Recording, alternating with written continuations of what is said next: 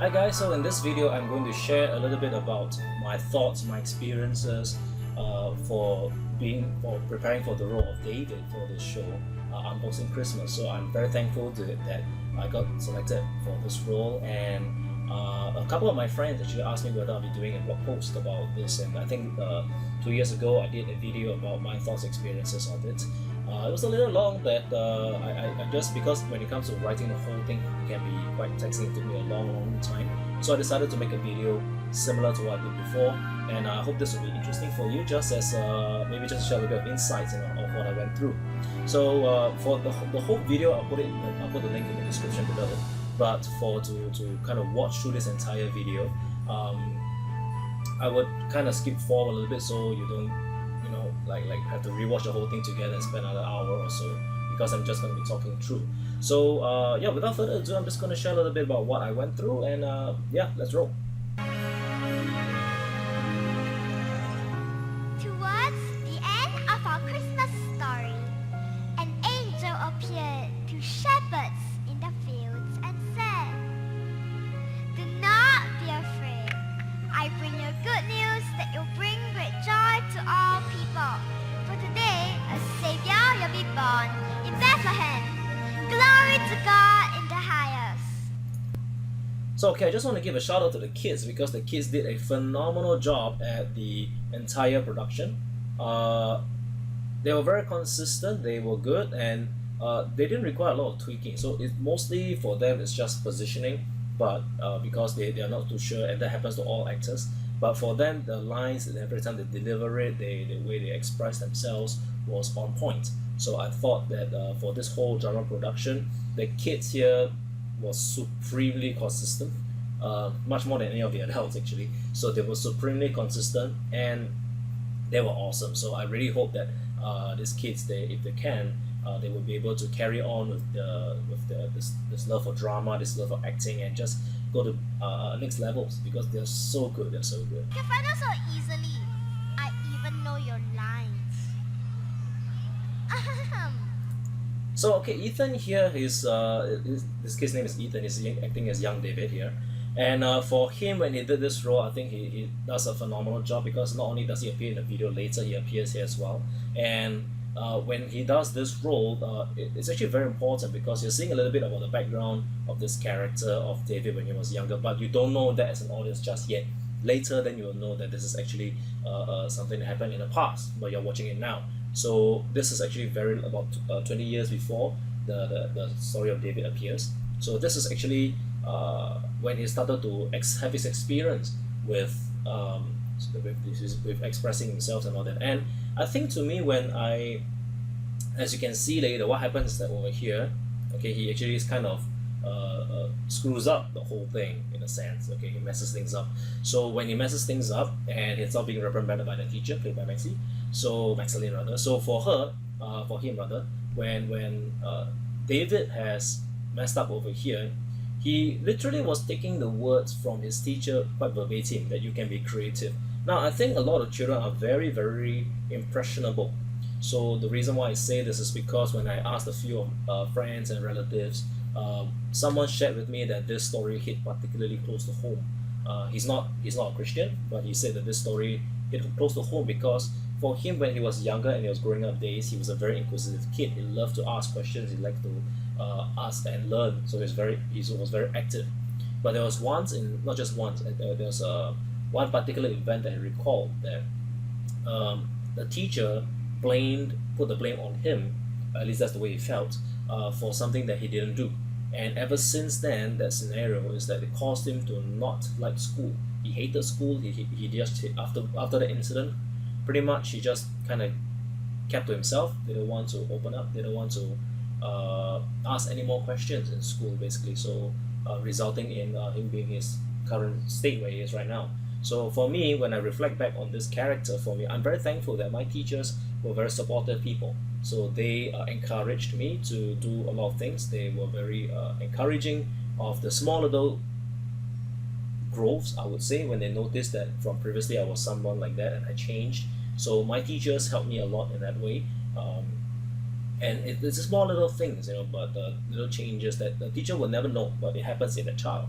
So for the story of that person, that he shared the story with me when he close to home, is that by no fault of his, it caused him to not want to maximize his life. So at least that's the way I look at it right now. So because of that, he really is, and right now he's pretty happy where he is right now. He doesn't want to do anything that's too challenging. Okay, so I think it's for any teachers, especially for all teachers, they really play a very very important role in shaping the future generation, because really just a simple reaction could leave a mark for decades, for years. Yeah, you never know. So kudos and shout outs to all the teachers. You guys are doing a great job. Please continue to be a supportive teacher. Yeah. Okay. So carry on. Whole show! But I was only trying to help. Help? You made such a huge mess and now all our months of preparations have gone down the drain. You should be ashamed of yourself. Yeah. So you should be ashamed of yourself from here onwards. I think and then this is what he says later. But you said we could be creative. I just follow instructions and do as you're told. Yeah, so just follow instruction and do as you're told. This also left a certain mark for the character of David, where this is quite a big screw up. I like to say screw up, sorry. So this is quite a big screw up that he did, and because of that, later when he goes back, he has that video, which is a recollection. It actually caused him to, it caused him to actually blame himself a lot. So the words which he said later in that video left a very very deep impression on him, that caused him to not want to be the best person that he is, because when he did that when he was younger, it gave him bad results. So he didn't want to repeat those mistakes. Yeah. Yacht just to a gonna move forward a private little bit here. island. Check. I'm not sure if I'm the best. So in that scene itself, I think what it establishes for David is that he's working in a environment, where his colleagues, he's just where he is working together with them. Everybody's like a bro, and he doesn't have a problem any of that. Everybody's having fun and happy for him, but he's just where he is right now. And right now, when you see this scene over here, he's talking with his boss. Best person for the job. He doesn't feel that he's the best person for the job, even though his boss sees that he is capable of doing much more. And for someone like David, he is unintentionally or unknowingly repressing or controlling his growth, because he doesn't want to take up new additional responsibilities. And there are people in life like that who do not want to take up new additional responsibilities and pretty happy where they are, so they will actively reject that. I think for David, that's because of his past, that actually created that reason for him to not do anything more than has been told, even though he's given permission or encouraged by his boss to come up to the next level of management, taking more responsibilities. He doesn't want to, because he's learned to just play it very very safe. Yeah. I'm just going to fall a little bit here. So that's basically the gist of it. So for David, he doesn't want to go further in work, right? So but you see later what happens is that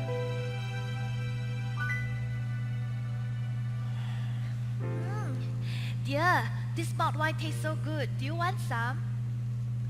Why are you still on your phone? I've chosen the ID for our house. Have you heard of Joseph?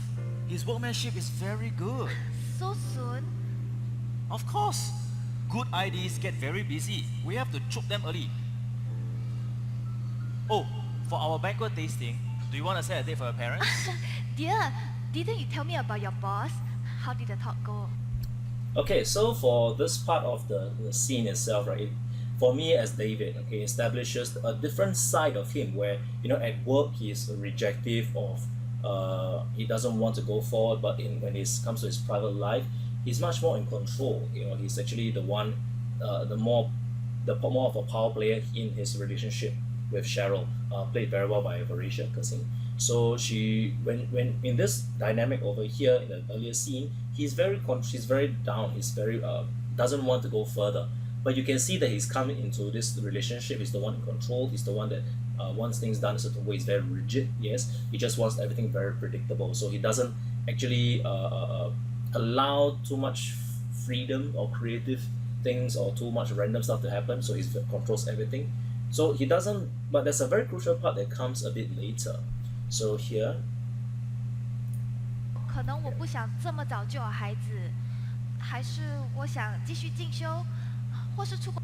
So what I did over here is that when Cheryl is actually talking about her dreams or aspirations, something she wants to do, and also one of the important lines for the entire show, David turns a deaf ear. So he just throws it all off. Alright, this is not important, and he just ignores and just literally not listening to her. So that's his behavior in this relationship that he has. While they are together, he isn't actually listening to her. He's not listening to her at all, basically, and is just doing things according to his plans. So yeah, so that's why for this we show that dynamic over here. Now we've tried for this character, we tried to make an argument, to make a very strong argument, but the problem is that if we make the argument a bit too strong between me and Cheryl, it's very hard to reconcile later because we don't have a lot of time.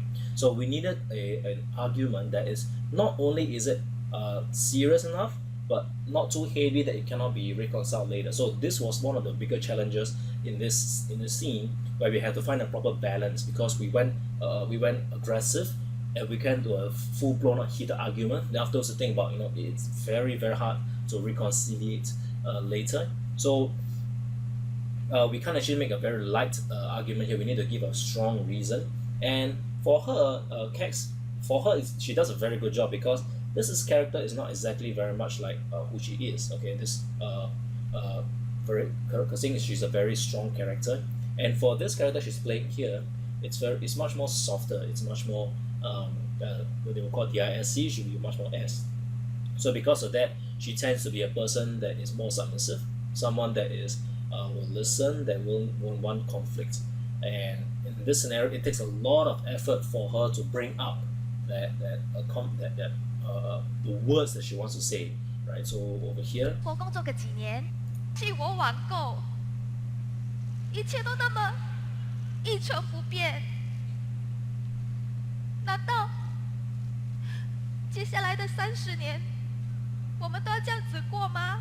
so actually for her, when she says this scene, this line, actually is very hard for a character to say, because it is not like her to bring out these words voluntarily. Usually it has been repressed for a very, very long time as well. So she's headed down. She, out of love for David, right, she just withheld her emotions and feelings. But now that it's come to a scenario where they're talking about getting married, planning different stages, she is having doubts, because there's a lot of unhappiness that is not resolved in this relationship, and it's now happening, right? What are you trying to say? So David at this stage is still doesn't get it. He's not asked her what is he trying to say, right? So we carry on. I think I need a break. Huh? A break? For how long? What about the wedding? I don't know. Okay. We'll take a break until you're ready. I'll call the hotel. See? I can be spontaneous. So for this part of the scene, actually, I kind of like that part over there. Initially, for this part, to me, when I first read this line, I didn't get it, until I realized, actually, when I said it, when the audience reacted to it, yeah, no, they liked it. So you never know, actually, when it comes to how the audience will react. Something very important when it comes to acting for theatre or on stage is that the lines which you think are funny may not end up being funny for the audience, but I think lines which you don't know what it is may turn out to be funny or interesting. So that's for this part of the scene where he says, I can be spontaneous.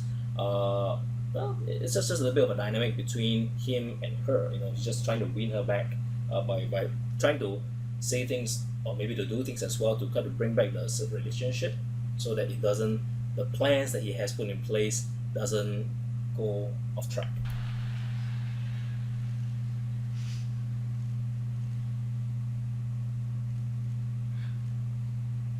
I'm sorry. So here you can see that when she says I'm sorry, because I'm standing behind her, I cannot see her facial reaction. Well, you can, I can't. So from that, just based on the words while I'm waiting for the turnaround, those words, when I hear it, it's like, okay, She says she's sorry. Good. Now we can head back to the proper track, right? To a little bit delay, but no problem. David can get this thing going on. But then she throws a wrench into the plan. I don't want us to regret this. Cheryl! Cheryl! So funny thing about just a little bit of tidbit is not say tidbit, but I remember that we did 3 runs for this show, and during my second show, my mind literally blanked out. Right, so I saw the ring, and I literally forgot what her name was. So I was like staring at the ring for a good 3 seconds before I Cheryl. So that was I mean, when you rehearse so much, sometimes you can forget something. So that's why it's something very important that I've learned is that before every show, we always should do we do line runs or that kind of thing. But sometimes it does happen. So that's why it's always good to rehearse the lines, even though I'm like super familiar. I'm very familiar with the lines, but it's I can get over familiar and tend to forget a little bit bits and pieces. So thankfully for this scene here, I didn't forget, right? So now I like to watch a little bit part of this over here.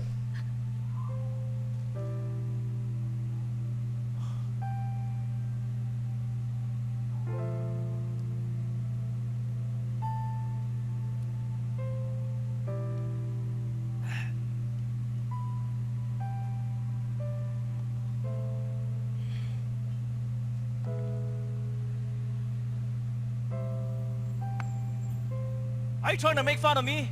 Because I can't dump you? So there's a lot of things happening over here. So initially when this scene was happening, okay, when the ring was given to him, he did not chase after her. I think that's one very important thing to note. Not that because he didn't, as this character, he didn't chase. He didn't go after her. He didn't try to say things. He just accepted that, you know, it has messed up. He accepted it. So even though he's angry and upset about it, he didn't chase after her, I think. So that's a very important thing that he did not do because of his character. Secondly, he saw the cup. Now, taking the cup for his character wise, instead of chasing after her, he just looked at the ring, lamented it, kept it, looked at the cup, don't want to waste the money that was spent on it, took the cup and drank it and finished it and wanted to throw it away. Now, when he threw it away, I like this part here also because it was not easy, because we did a few tries and quite a few times the cup went in to the bid. So this little part actually shows that if it goes in, I actually have some lines that there'll be a backup in case it goes into the thing. But we have to practice first of all. We have to make sure that inside there was liquid inside, so I was drinking it, and we got to make sure that there wasn't too much water, because when there's too much water, when I throw the cup, the weight of it will just cause it to go straight into the bin. So we practice with that, having not too much water. And then the other thing is that when I threw the cup, I had to make sure that the cup, it had to look natural, that when I threw it, I missed it. It cannot look too intentional. So the reason for this is I wanted it to look like, you know, one of those moments where, you know, sometimes when you're just so tired from work, you know, you had a bad day and you're just looking forward to go back home, and you know, you just like some very minor thing that you just messed up, you know, in a row. And so it's just that final straw. There's just it's already a bad day and now I can't even get the most simple things right, that kind of feeling. So it was a very loser moment for him, and I think that kind is easy to relate, you know, when you throw that he missed a couple of times, but you can understand how that moment of frustration that he felt, and he was upset. He kicked the bin and it caused him to, you know, it hurt himself a little bit. So from that, it caused him to actually lament about his problems. You know, he was looking about his issues.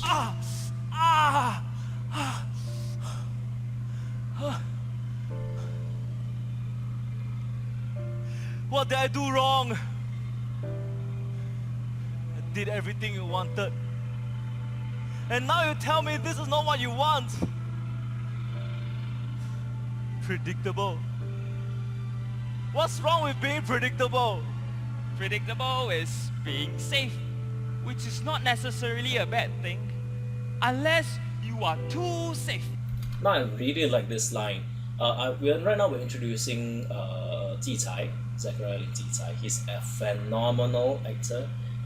For him, I really enjoy working with him. this is one of his first breakout roles, but definitely one of the first that requires him to be on stage for such a long period of time. It is for me too, because the only other character that I know that has like literally done the same character throughout all scenes is Sheila Zhang. So she did the Watchmaker, which I was the Watchmaker for that drama. So she and my scene my character wasn't even as tiring because her character required her to sing, dance, and do a lot of movement. And for me, it's just I don't have to do that much action, that much movement. So it's very much acting. But for him, he's always been he's a very lovable guy off stage. He's very fun to be with. So the character that you see on the stage, that jovial, that happy character, that very funny guy, he really is like that off stage. So he's an awesome guy overall. Huh? Sid Dagan, No. Yes. I mean, I'd rather be alone. rough night, huh? Whatever you're selling, I'm not interested. Paid for the hotel, air tickets for the honeymoon, 10% for the BTO, and 7 years of my life. God, why is this happening to me? Okay, so for this part here, it's actually not an easy line for me to say because I know that these lines were actually to quite a few people. They have been in broken relationships, and their relationship they actually have put in a lot into it, and it caused them to actually ask themselves. So sometimes it's not like David where he actually will say it out, but for the theater we may do. So he actually voiced it out. He actually said it out. Why is this happening to him after all that he has done? And I think for many people's relationship, there are some similarities like that where they gave a lot and they thought it's something that they hope that their partner will appreciate, but apparently it didn't turn out accordingly to plan. So that's something that will affect David a lot. Okay. Everyone just likes to blame God for everything. David is a very easily frightened. I would say, not say frightened, but he gets surprised very easily. So that's one of the reasons I think for him he's so sense watchable, because he has a lot of flaws. He's a guy that likes things to be status quo, likes things to not to be predictable. He doesn't like surprises. He doesn't like different stuff that's thrown to him. So everything is like he already walked away. The angel, like this guy that he doesn't know, is supposed to have taken a hint to please go away, but no, he didn't. He apparently just keeps on talking to him. So it's like, why are you still talking to him? I just told you I don't want you sitting beside me, and I just told you whatever you're saying, I'm not interested. So when he goes away, you would assume this guy will leave him alone, but clearly he didn't, right? So that's why he got shot, and he says, feel free to leave. Typical humans. Feel free to leave. Well, typical humans. Now this line, I think it's a hint to who he is, right? As the angel. But for David, he didn't catch it at all. So he probably is just, to him, is like typical humans. What? But to him, he is not in a state where he's able to hear the words. Nah, I like it here. Cheer up. It's the festive season, and it's nice to receive presents during Christmas. Here, I've got a gift for you.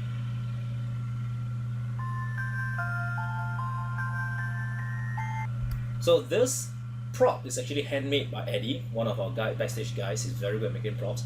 The whole thing actually does turn by itself. It's all handmade, and we only have one. I wanted to share something very important because one of the rehearsals, this prop actually broke. So he quickly fixed it. That was a good thing. And during the second show, during the second show, the recording, when I fell, this box actually I hit it on my chest, just nice on my chest. So the corner of it hit it my chest directly. Right now I still have a scar here. Okay, it's still healing. So he made a right square in the middle. And I remember going to the shower. I forgot that I had this scratch, I would say, and the water just stung. I was like, I shouted in the shower. So anyway, there's just a little bit of tidbit. So here's something very interesting. Hey! Now, this spark actually, we only had a few practices for this because the spark itself, it need to explode. So I think when this sparks, it looks like it's very easily, but actually it took a bit of coordination because we tried a few times, the spark didn't go off, the thing didn't blow. So thank goodness, or thank God, that this sparks actually occurred in during all the shows without hitch, because during rehearsal it didn't go off, and in fact it set the bush on fire a little bit. So yeah, so that actually happened, and when this thing blows up, okay, yeah, I'm actually, you can't actually see me, thank goodness, but I'm keeping my head up because I needed to see the light. Once the light goes off, I need to run backstage to be able to change in time. So yeah, so that's just a little bit of info for you. Yeah, so right now I'm running to the other side of the stage. Okay, so well, the lighting and everything has changed a little bit because it rained, so pardon the pitter patter. Mary and Joseph from the nativity story. Yes, now you get it. Shall we go to the mountain?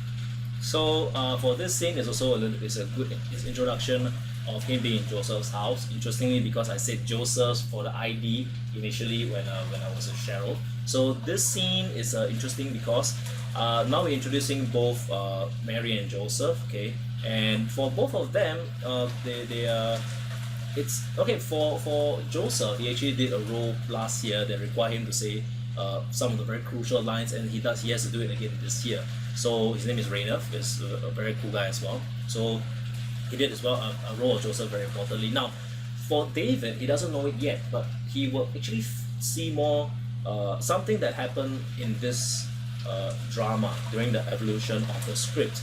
Was that for David, he found certain similarities between him and Joseph, because he wouldn't be able to see that between him and Mary. He could only see that between him and Joseph, because Joseph, and there's something that we need to create to give Joseph a little bit more character, because Joseph is a guy that later when he says that he's actually making the toys and every kind of stuff, he's actually a very predictable guy. He wants things to go according to plan, but things didn't.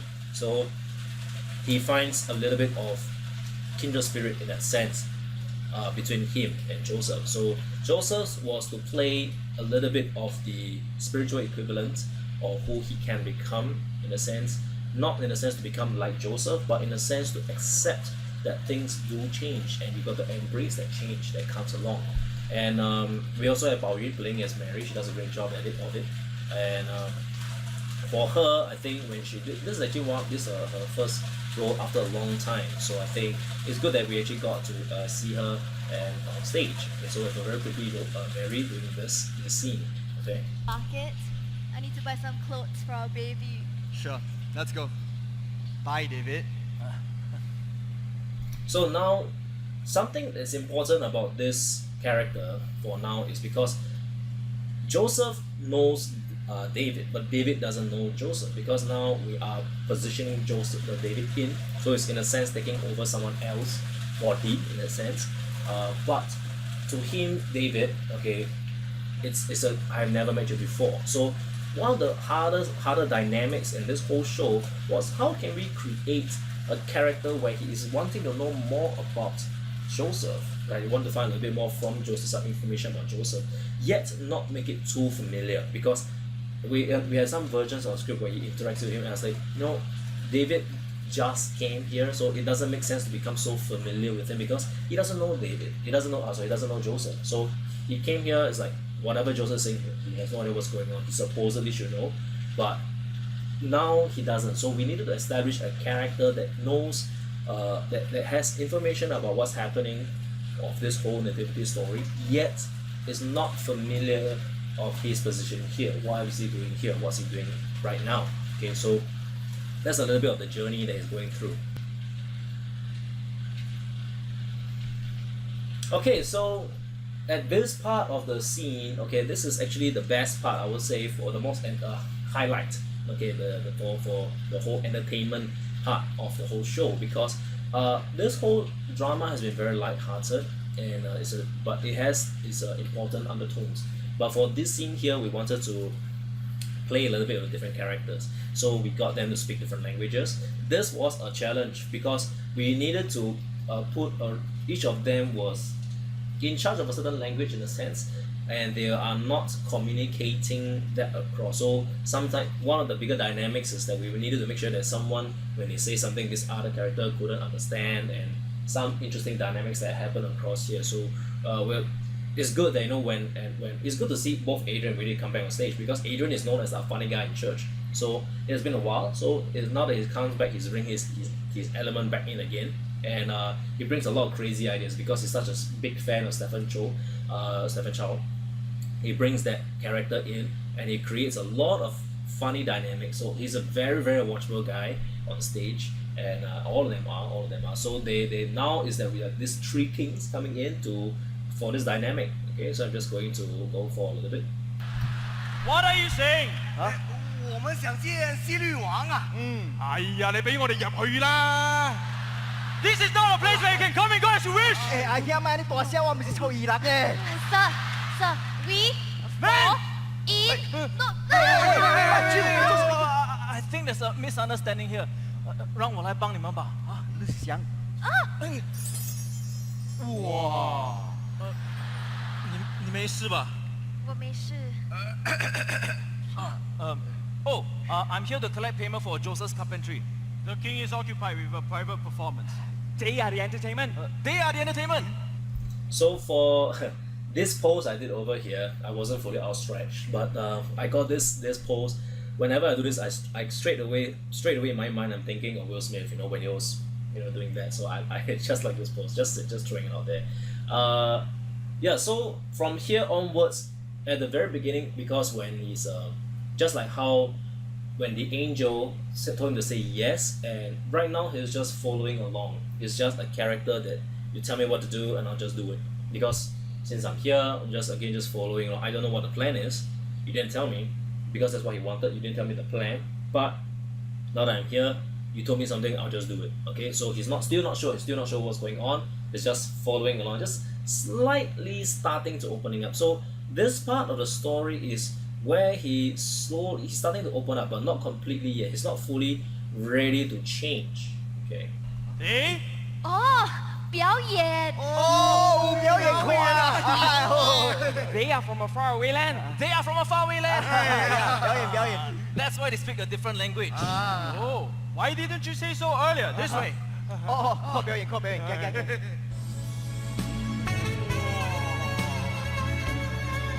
We'll always love you.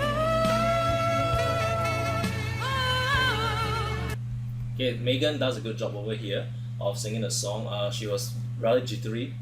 Well, I can't blame her, because this is not an easy song to sing. And when she chose the song, she worked very hard at it. So good job, Megan. Alright, so I'm just going to go for a little bit here, and it's very funny because let's see. So afterwards, the king just chops his head off. Wilson does a very, very good role as the king, and he has done the role of the king a couple of times. So for this part, when he says it, initially he was very angry, but he changed the dynamic a little bit. So this time he just it's a very bored, take her out.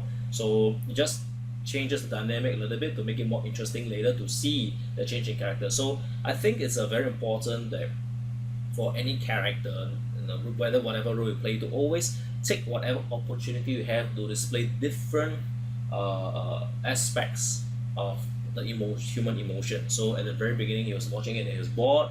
He used his power and just cut her head off just for singing a song that he was bored. And now they have to find a way to entertain the king.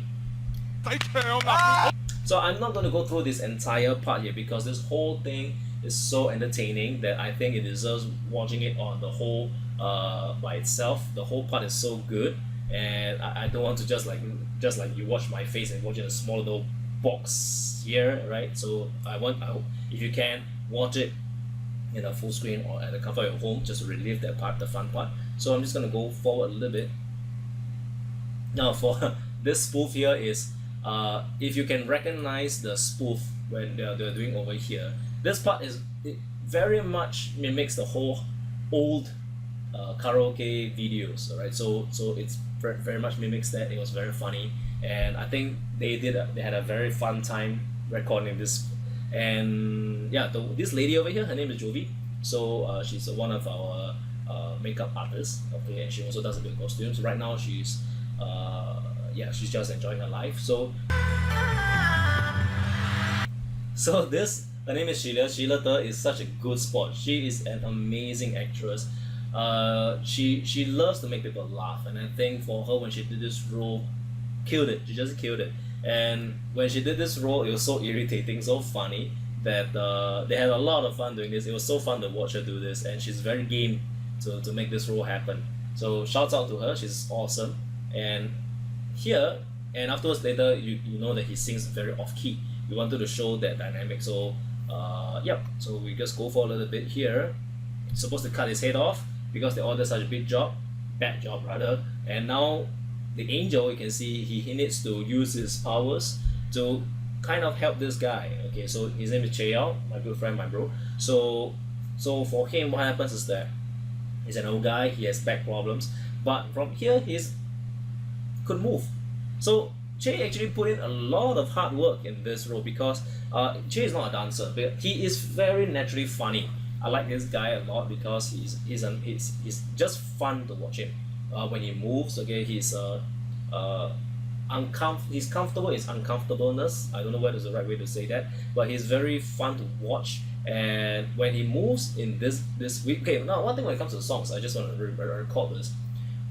Initially it wasn't Blackpink. Initially it was 笨小孩, another old song. Then we were like, we told the bosses, directors, this song is rather dated. We were looking for another song that could be more relatable. So, and then Kesing came up with this idea, why don't we use Blackpink? Because we said, why don't we use Blackpink? And then she said, why don't we use Do Do Do, or Kill This Love, So then we were contemplating between these, and we just decided the one that has people know more about is this song. So yeah, so we went with it, and Che had a lot of practice. He worked very hard to make this role happen, this scene happen. And when he first did it, it was so funny that just watching him do it is already supremely funny. And I think he put a lot of effort to make this work. And I think not a lot of people were expecting a Blackpink song to appear in a church setting like this. So yeah, so even for a few short seconds, he was healed of his back issues, whatever. He still had a walking stick, but later you could see that he wasn't as bent or forward anymore. Yeah, so yeah, good job for that.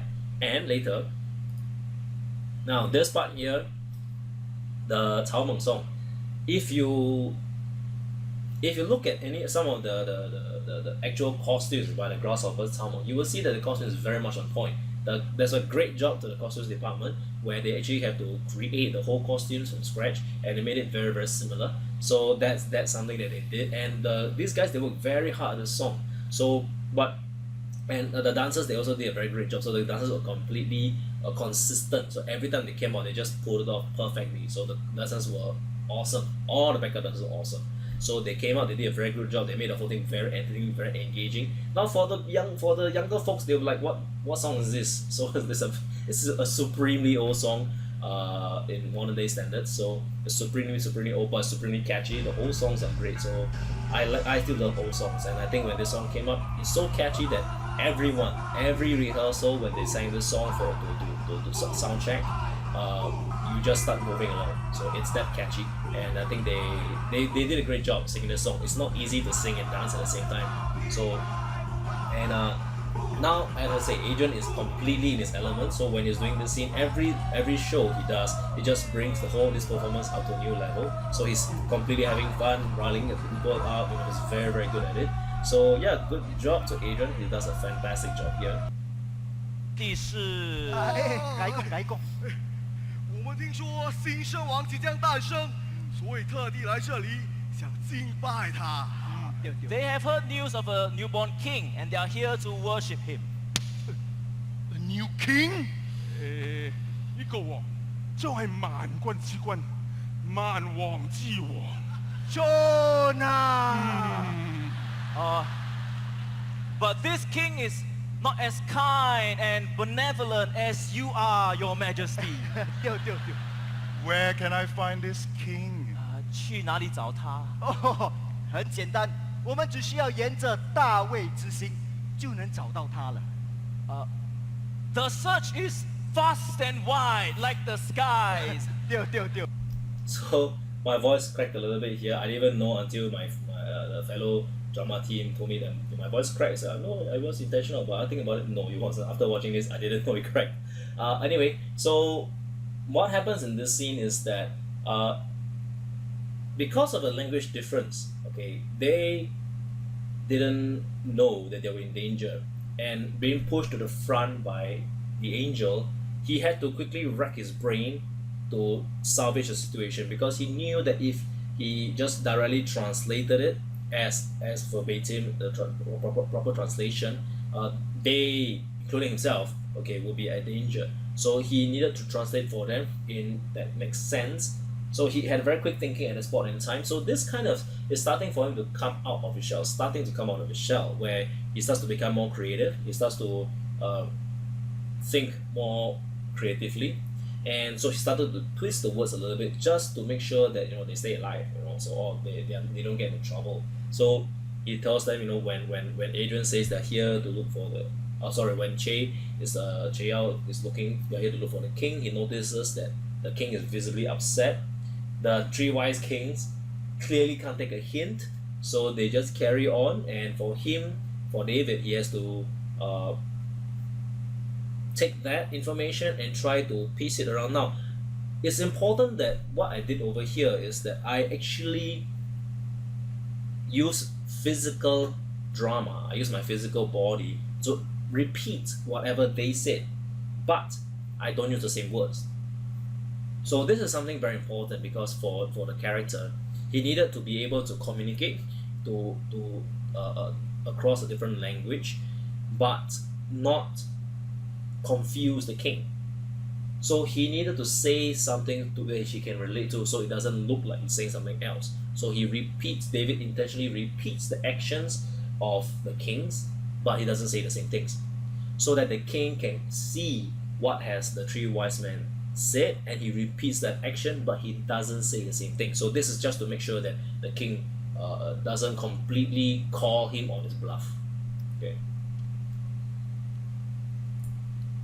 So even that's why, which is over here, when I do this roll over here, let me just run a bit back here. Thinking you could have gotten us killed. You were brilliant.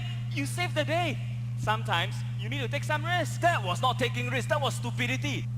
So for now, David is upset because while he's coming up, he could do this. The problem is that it's something that he hasn't done it for a while. It's kind of like a muscle that hasn't been trained for a while, so he's not comfortable with it, and he was upset that this could have gotten him killed, but he pulled it off perfectly without a problem.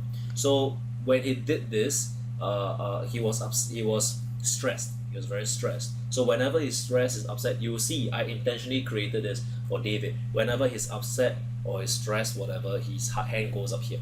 Okay, his hand goes up. So there's something I created for David to consistently show throughout the drama that he's whenever he's upset, whatever, his hand goes up. Okay, something I created for him. I think it's a very natural thing. For a particular character, but for a guy, you keep holding it here. I don't think it happens very often, but for him, he does. Nobody will thank you for sticking your head up for them. 你没 So you can see, hand goes up again to protect himself, maybe to catch his breath. Not exactly catch his breath, but it's actually to calm his heart. Nobody will thank you for sticking your head up for them. 你没事吧？我还好。 So I just opened the windows because it's not raining anymore. So pardon for the weird lighting, difference in lighting again. Now this part here, Jisai does again a phenomenal job because he keeps forgetting that he's there, but he's not there. So people can't see him, but he keeps interacting with them as if they can. So whenever he does it, it's always so funny. So this guy is awesome, right? He's supremely funny in offline. Again, I said it, but I still stand by it. It's very funny online, off stage rather. Very, very funny guy. So very interesting to watch his dynamic. And here, 没事，刚才谢谢你，不谢。你刚刚做的我都知道，你的反应很快，这是个天分。天分，没什么，我只是想帮忙罢了。 so this part here, when it says 天分, okay, it is an important line that someone says that you have a gift, and he still doesn't recognize it. He says it's a gift. I think that happens to a lot of people when someone says and recognizes that you have a gift. And then he said, no, it's kind of like an Asian thing to do, I don't have this gift, we just play it down, So for David, he kind of throws it away again to kind of denies that what he has is actually a gift or as a talent, and he's just trying to help. Okay. How did it go? Well, something happened and I had to mediate for some people in front of the king. Oh, really? Yeah, I had to improvise on the spot or we would have been caught in a fix. That happens. Look, I wanted to throw away these scraps, but I decided to make it into a toy for the baby.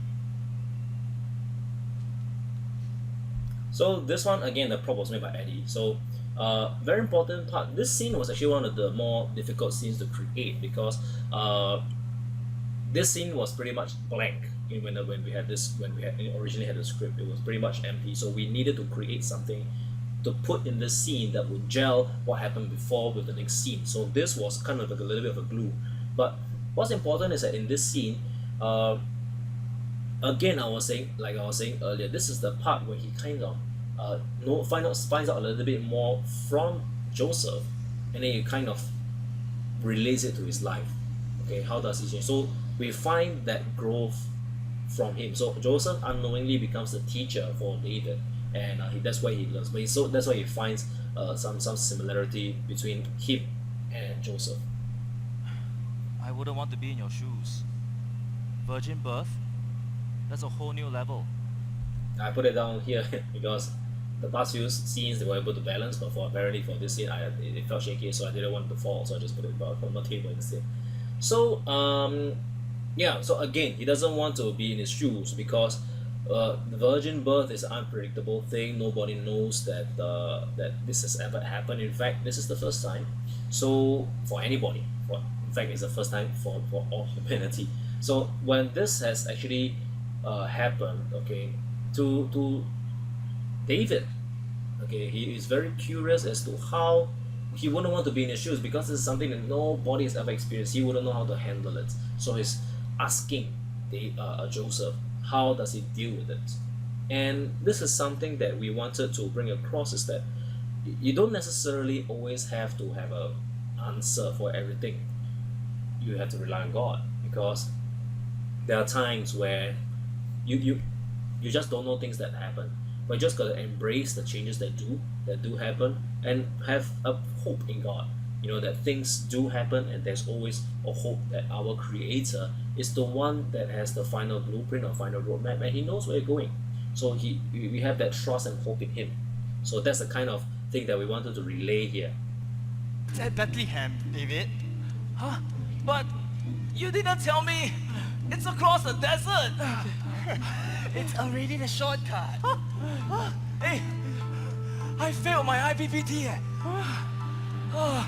So this part of the transition, okay, some friends told me that they didn't get this was supposed to be a desert traveling scene, and I don't blame them, because during this part here, there's a lot of things happening on stage that you can't actually see, but on the stage, because they're doing a transition, during this part, actually it was just supposed to be us walking, but I felt that it's just us walking, so I decided to throw in these lines. So in fact, we only added these lines on the show is on Saturday and Sunday. We only added these lines in on Friday night, so we just decided to throw that in. We tried it seems to work, so we just kept it. Yeah, so this was a very last minute thing that was added into the show. Find a place for them to rest for the night. Why don't you guys stay here and I'll find a place?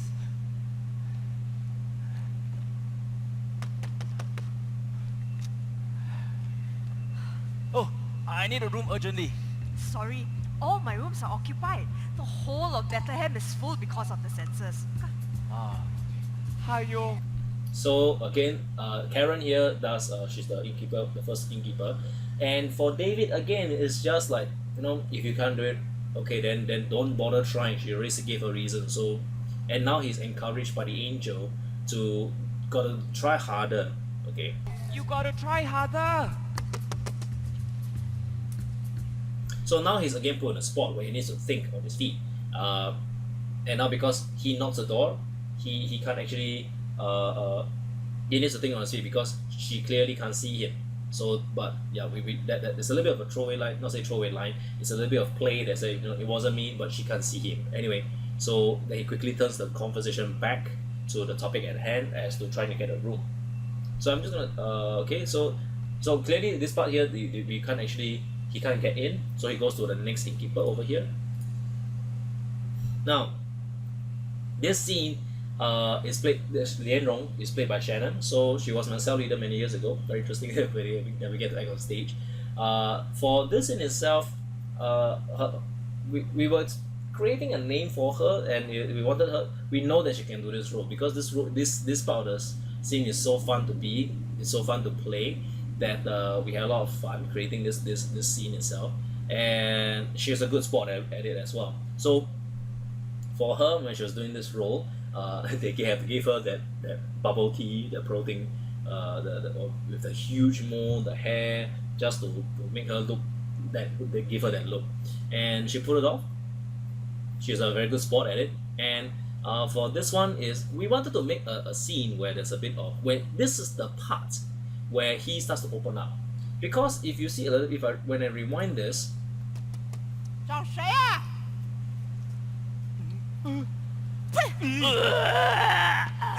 你想要什么？ so this part is actually an opening up, because for David, all the whole time, all from the previous scene, just before this part here, has always been him relying on the angel to give him that push, to give him a nudge. But unknowingly, because when the angel is now so disgusted by her that he wasn't able to give him the support that he needs, but he was able to find it within himself to solve the scenario, to solve the situation. Okay, where he is able to win her over by being the suave guy, by playing the role up. Okay, and it is, again, I'll say this scene is so fun to play because when for me personally, I'm not very much a comedic kind of actor. At least I don't think I am. So this scene required a bit of work for us to get it to be funny, to get it to work. So we're very thankful again we have people that can help us. There's a lot of timing that requires for us to bounce off that the energy between each other. Yeah, so she did a great job, very, very good job. So I would say for David, this was the point in time where he learns to surrender, where he knows that there are times where there are things that's beyond his control. He knows what's going to happen, but he sees both Mary and Joseph still praying. That when they are praying at this point in time, even for the angel, he knows what's happening. He knows what's going to happen. We all know, but we still pray. So it's kind of like if we knew what was going to happen, okay, why would we pray about it? So for David over here, it's a little bit of a hard thing for him to grasp, because he knows what's going to happen later. He knows that they're going to be pretty much saved. Mary's going to deliver Jesus. But right now he sees them praying. So even though he knows that they're praying, he sees the angel praying to him. It's important for him to see this, because he needs to know that even though in times of difficulty, we know the result is going to be good. We understand that. But in that moment, we need God. We need God to come through. We need God to help us. So we're constantly praying. So for him, I think for David, especially at this point in time, it is a role that he sees that when we need to quickly find a place, he quickly just move them. But the first thing they did was they prayed, and he respected that. So I think that's an important thing for David as well. And of course, later Shannon comes back, the second innkeeper comes back and tells them that they have a room, so he goes to get that room. What are you doing? I'm hiding. He can't see you. So this part I always find a little bit funny. One is because there isn't space enough at the backstage, and secondly, he's hiding right in the open. He again forgot that he cannot be seen.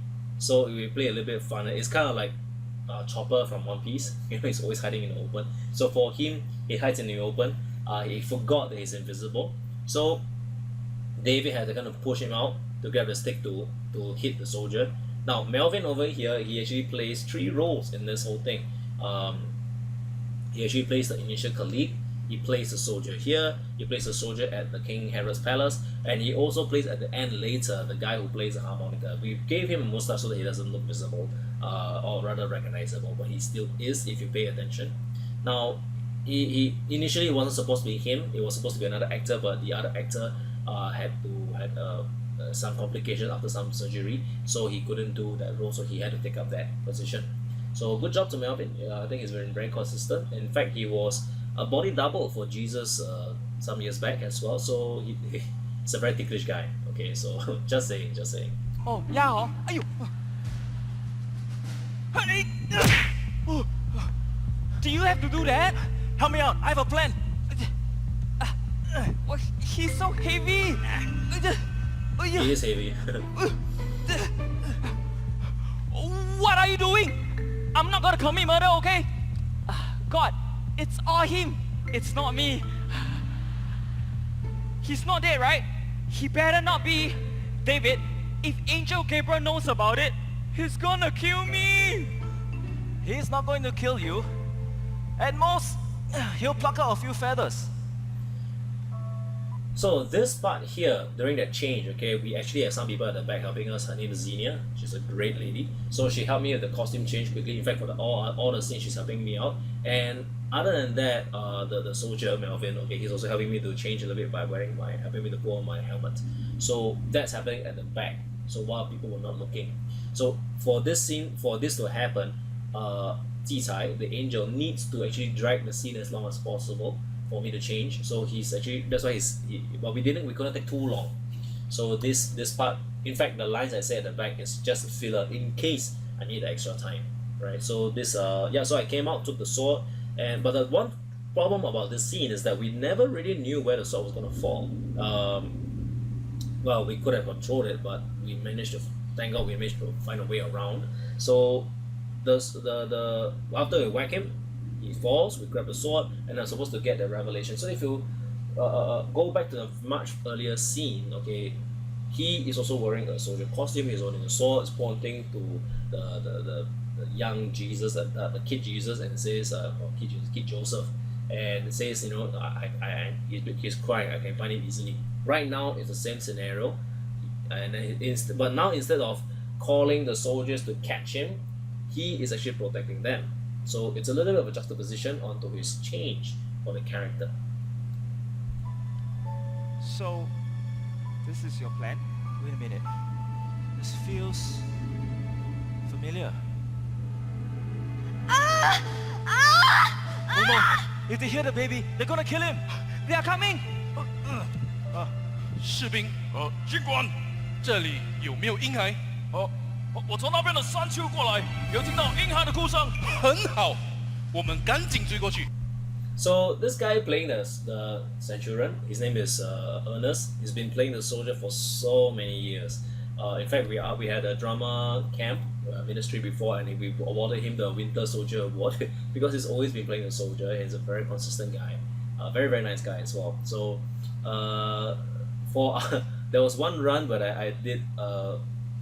I actually created this deep voice, okay, just for fun. But apparently it's stuck because I just decided, since this he's starting to come up already, and I think as I started to play this character more and more, I realized that for him he dares to take a little bit more risk. So here he actually intentionally deepens his voice and to kind of sound more buff because he just wants to make a bit of a difference. He was willing to take a bit more risks here, even though his plan, he got these are all him. If you notice, the angel isn't exactly helping him much anymore. Alright, it is him taking initiative, knocking the soldier out, having a plan, telling them where they are, misdirecting the soldiers to go elsewhere. So he's taking a lot of initiative and he got creative, just like how it was given to him in the very early, when his teacher told him, but you said to be creative. Now he's being very creative. So he took up that role, the mantle to be creative, to redirect them away. 走。 Thank God. I didn't mess up this time. So this is where I was saying just now a little bit, that juxtaposition of where he was a child to now. Okay, and God doesn't waste the experiences that you have been through. Who would have thought? All this has been quite the adventure. I was feeling quite hopeless before all this. Actually, hope was not all that you lost. What do you mean? Remember that time when you were young? Okay, I'm gonna skip the full video here. So the video is being played by this guy is Mike Hua, very good guy, very good actor. He appears right now. If you look at all the DBS ads, okay, he's that guy, same guy. Okay, so he's a very good actor. And this is Jaslyn, one of our directors. They played an on-screen couple or on-stage couple a few times already. So yes, they are like the quite consistent acting as our couple, right? And Ethan here is actually the he's actually the son. He's playing young David, but he's also the son of Shannon Lian Rong. Okay, so he's a very good actor. Young kid. He's very good. He's really very good. So right now, I think we've seen quite a few people. Actually, they told me, is he autistic? In a certain little bit of sense, a little bit, because you can see him later vigorously coloring out the whatever he was coloring. He was stressed out because he was a guy that was creative. He was a little boy that was creative, and he wasn't able to receive instructions properly. He did things accordingly, and so from here, this was actually a quite disturbing scene for him to recall as the angel snapped. So it was a disturbing scene for him to recall. So during this point in time, you can't actually see, but off stage, because the light was on right, so it gives me a very was shining on the back of my head. So what happened was that when I was rubbing it, I was actually putting my hands up, okay, trying to I was thinking in my mind as David, this is all my fault, I should not have been creative because I messed up the entire production that it worked months for. I should not have just even my simple coloring and just be my own and took out the stuff. I shouldn't have asked what is this picture, who is this. I shouldn't. It's all my fault. So that's why the lines over here, you're always doing the wrong thing at the wrong time. So this words from his father was very much ingrained into him. So he remembered these words to him. So he remembered these words. It ingrained into his being. So he just decided not to do anything that challenges the status quo.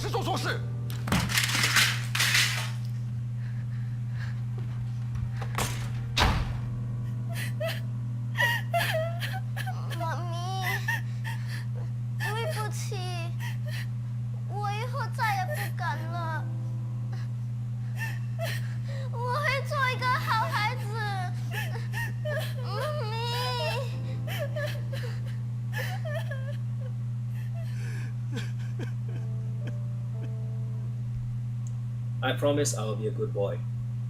This part, okay, actually strikes into the character of David. So here, That boy grew up. okay, so what happens is that right now, actually, you can't really see it, but I am actually crying here. There are tears in my eyes, and I think for many parts of the character, for David, okay, this part was quite painful for him to recall. He explains why he is like so, and he doesn't want to acknowledge because it's a very painful past that he just doesn't want to acknowledge. And you can see like a hand comes up again to kind of hold to where it hurts. Okay, so I'm crying. I'm crying. There are tears coming.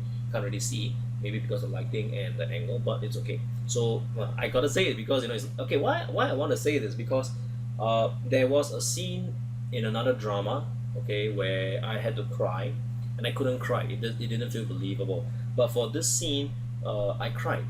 Why was I able to have tears coming? In fact, I was able to have the tears for every show and even for many of the rehearsals.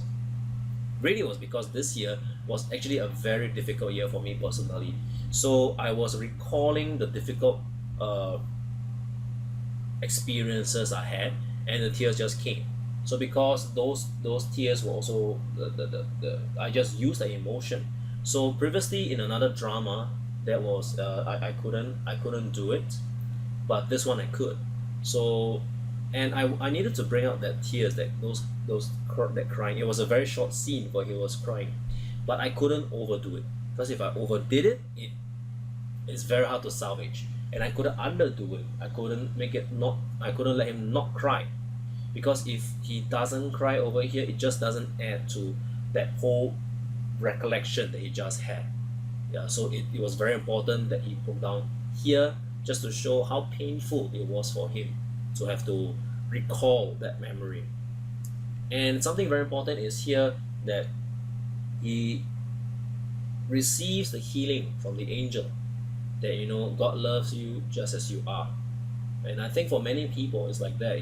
Many of us, we have our own difficult moments, we have our own difficult past, but God, just like what he said in the earlier scene, God doesn't waste your experiences. Whatever that you have gone through, God can make use of that. God can make it for the better, can turn it for the better. And just like in this scene where he has gone through so much, it's precisely because he has gone through so much that he's able to make sure that he doesn't mess up this time. So, but now he is receiving the healing. And I think very importantly for David, when I was preparing for this character, one of my biggest fears for David was that personally I wasn't watchable. That was always my biggest concern as an actor, that whenever I played a character, I wasn't watchable. So for him, it was the other opposite. It was actually not overacting. Other characters, they could overact. They could, and it was fun to overact, to be like the Lian Rong, to be like the three wise men, or the kings, to be the, even for King Herod. All of them could overact. It's easy to outburst. But for David, he had to be the normal guy throughout the entire show. He had to be a guy that was normal. He was a guy. So being average, being a normal guy is very boring. It is very hard to watch. It's because there's nothing to see. Because all of us want to watch a person that has something interesting. But for him, he's very, very average, and that in the end became his strength. So initially, when I first was playing this role, I thought this was a guy that who would want to watch him. But it is precisely because of his averageness that he is watchable, that he is not only watchable, he is relatable. And to test this out, I recall one of the, after the show, I went out into the, after the show, I was all done, after the whole service was over, I went out into the audience, into the crowd. And when I went out into the crowd, there wasn't people that recalled me or recognized me, and that was fine. That was completely fine by me. But what I got from that was that he is very much a guy that you would see anywhere. So I think for many of us, all of us have our own difficulties, all of us have our own challenges, but we all can have our God moments. We all can have our moments where we are touched by God and our lives changed. You really should have pitched the whole adventure to me better. And I can help you with that. I see. So this part of the scene was him starting to the change has happened already. He is accepted, and it is this while previously it was him coming out of his shell. Okay, it's like when he was so enclosed, and then now it has broken apart. Okay, and now he's growing. So this is the part where he started to accept who he is, and a year later we see the changes in his life. So from here I walk back, and now he takes his role as the director. Now for him, it's very important to, it's a hard, this part is a little bit of a challenge, because I needed to create a scenario where David has changed but not so much. He needed to be who he is, have that playful nature, that playful character, but yet not flippant, not in a way that we don't want to show a character where he is like, just because he is funny, just because he's flamboyant, that this is the kind of people that we want a lot in our lives. No, we don't exactly want that kind of, it's good to have them around, but it's not the kind of person that we want to portray. All we wanted to do is we want to make sure, we want to portray a character where he is now open, to be himself, to dare to take risks, to be able to accept responsibility, to be able to accept fault, to be able to accept that he is just who he is, and he's willing to take risks.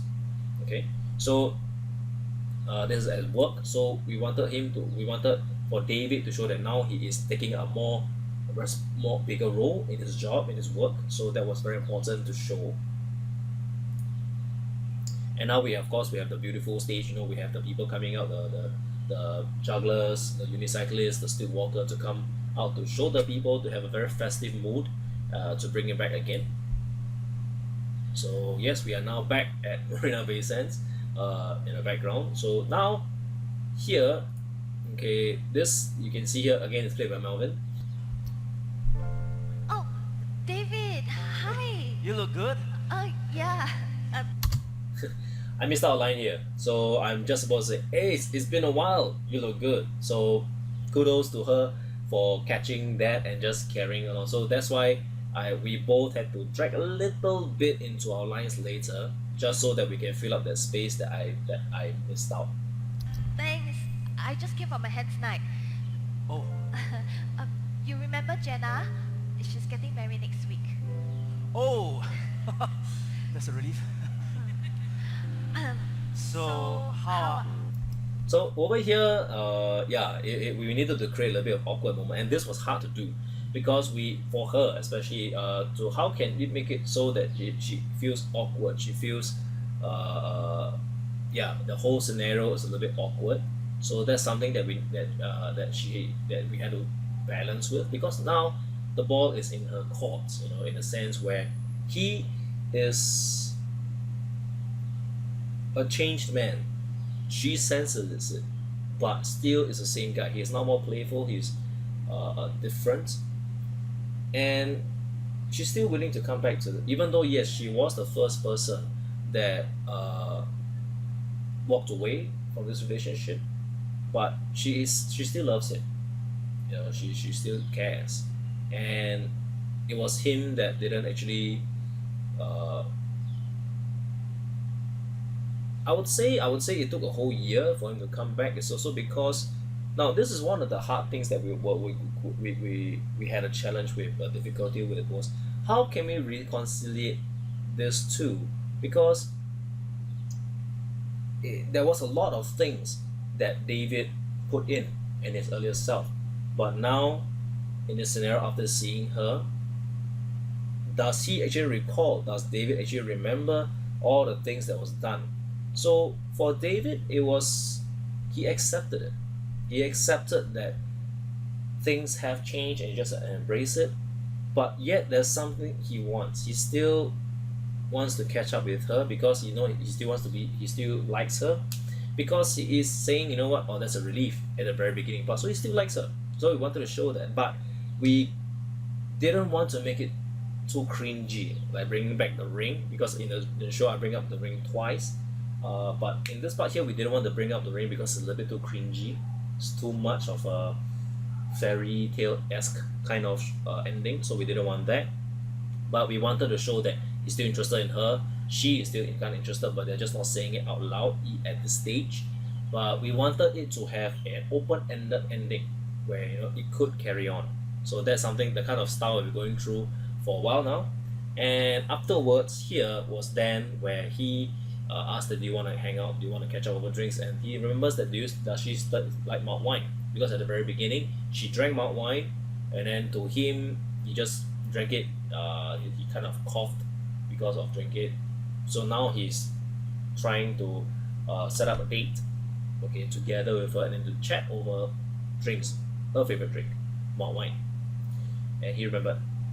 So to her, I think that was important. So now is that that's why she says, why not, some things never change. So that was a hint that he got.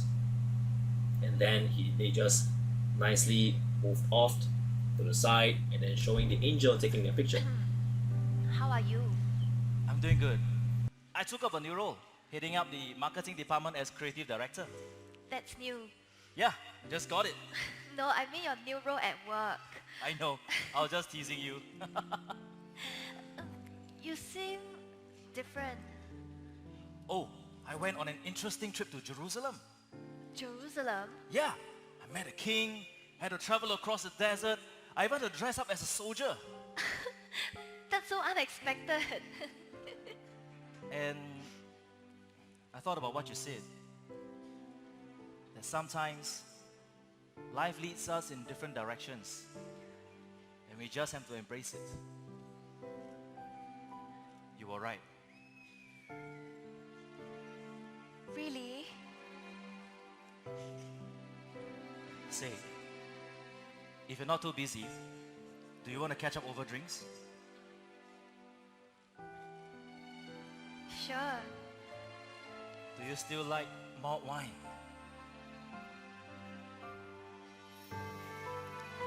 Of course. Some things never change.